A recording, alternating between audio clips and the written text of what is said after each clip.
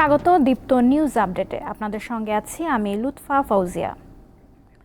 বৃষ্টিপাত না হওয়ায় দেশের বন্যা পরিস্থিতি ধীরে ধীরে উন্নতির দিকে যাচ্ছে বলে জানিয়েছেন দুর্যোগ ব্যবস্থাপনা ও ত্রাণ মন্ত্রণালয়ের সচিব কামরুল হাসান। আজ মন্ত্রণালয়ে ব্রিফিংয়ে তিনি জানান, চলমান বন্যায় এখন পর্যন্ত 18 জন প্রাণ হারিয়েছেন। 11টি জেলায় 77 উপজেলার 9,44,000-এর বেশি মানুষ পানিবন্দী অবস্থায় রয়েছে বলে জানান সচিব। বন্যা পরবর্তী পানিবাহিত রোগ মোকাবিলায় সরকারের প্রস্তুতি রয়েছে বলেও জানান তিনি। প্লাবিত হয়েছে 77টি এবং এর মধ্যে পৌরসভা আছে, পৌরসভা 587টি ইউনিয়ন পৌরসভা মিলিয়ে আক্রান্ত। আর পানিবন্দী লোক সংখ্যা প্রায় 9,44,000-এর বেশি লোক সংখ্যা ক্ষতিগ্রস্ত, 49,38,000। আর মারা গেছে এ পর্যন্ত 18 জন, গতকাল ছিল 13 জন। আর আমাদের আশ্রয় দেওয়া হয়েছে 3,527টি আশ্রয় কেন্দ্র খোলা হয়েছে। আর এখানে আশ্রিত লোক আছে 2,84,888 জন। নোয়াখালীর বন্যার খবর নিয়ে যোগ দিচ্ছেন সহকর্মী রিফাত মির্জা। রিফাত, নোয়াখালীর সার্বিক বন্যা পরিস্থিতির কি কোনো উন্নতি হয়েছে এবং সেখানকার রোগ ব্যাধির প্রকোপ ও উদ্ধার কার্যক্রম কেমন চলছে এবং ত্রাণ পৌঁছেছে কিনা সেই বিষয়ে আমাদের জানান।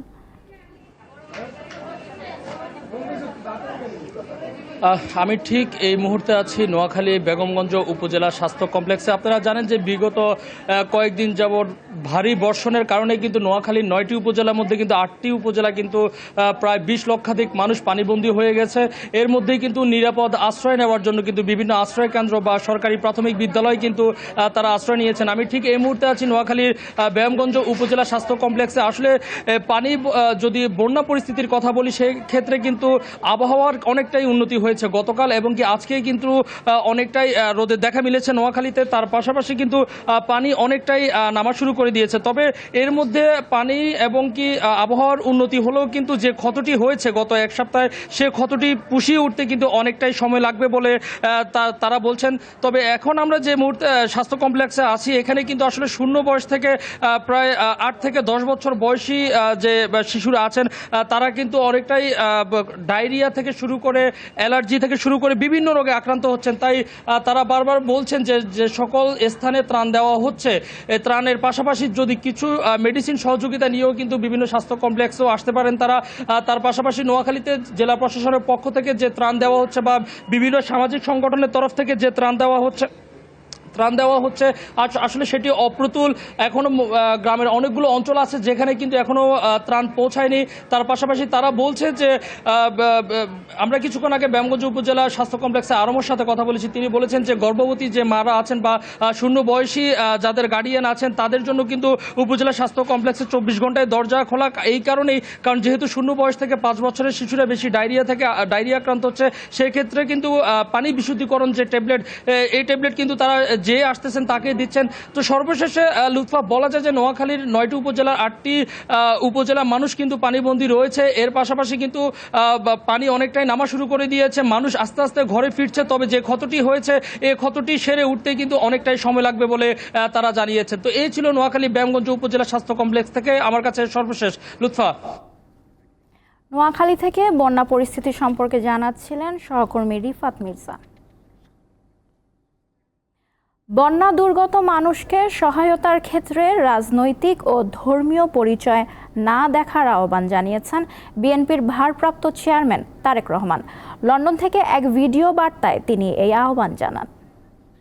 বাংলাদেশে আকস্মিক এই বন্যা দেশের অভ্যন্তরে উদ্ভূত কোনো কারণে নয়।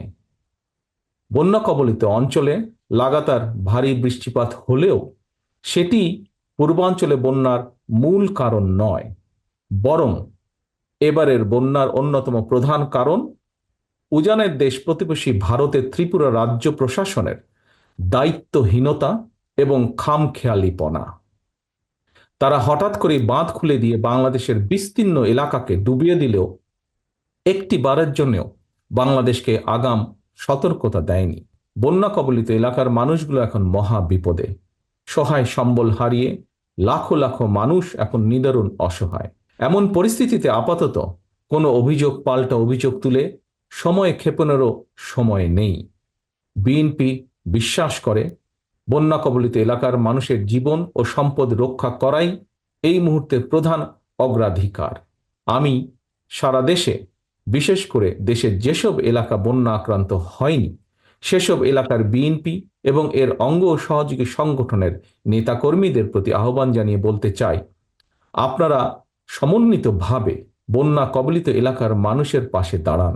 নেতাকর্মীদের প্রতি আরও একটি বিষয়, বন্যার্তদের প্রতি মানবিক সহায়তার ক্ষেত্রে আপনারা দয়া করে কারো কোনো রাজনৈতিক কিংবা ধর্মীয় পরিচয়কে প্রাধান্য দেবেন না।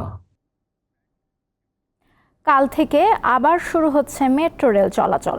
কোটা সংস্কার আন্দোলন চলাকালে 18 জুলাই বিকাল থেকে মেট্রো রেল চলাচল বন্ধ করে দেয় ডিএমটিসিএল কর্তৃপক্ষ। 37 দিন বন্ধ থাকার পর রবিবার চালু হচ্ছে রাজধানীবাসীর জনপ্রিয় ও নির্ভরযোগ্য বাহন metro rail. Doctor Mohammad Yunus অন্তর্বর্তীকালীন সরকারের প্রধান উপদেষ্টার দায়িত্ব নেয়ার পর মেট্রো রেল দ্রুত চালুর নির্দেশ দেন। তবে মেট্রো রেল পুনরায় চালু হলেও মিরপুর 10 ও কাজীপাড়া স্টেশন দুটির কার্যক্রম বন্ধ থাকবে। ফলে এই দুই স্টেশনে ট্রেন থামবে না।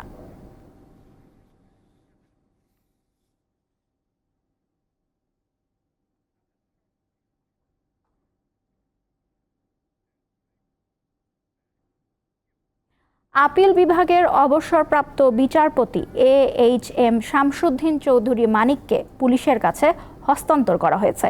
গতরাতে সিলেট সীমান্তে তাকে আটক করে বিজিবি। তিনি সীমান্ত দিয়ে ভারতে প্রবেশের চেষ্টা করছিলেন বলে বিজিবি সূত্র জানিয়েছে। ওই সময় একটি টহল দল শামসুদ্দিন চৌধুরী মানিককে আটক করে। বিভিন্ন সময় একরোখা ও উগ্র আচরণের কারণে তিনি বেশ সমালোচিত।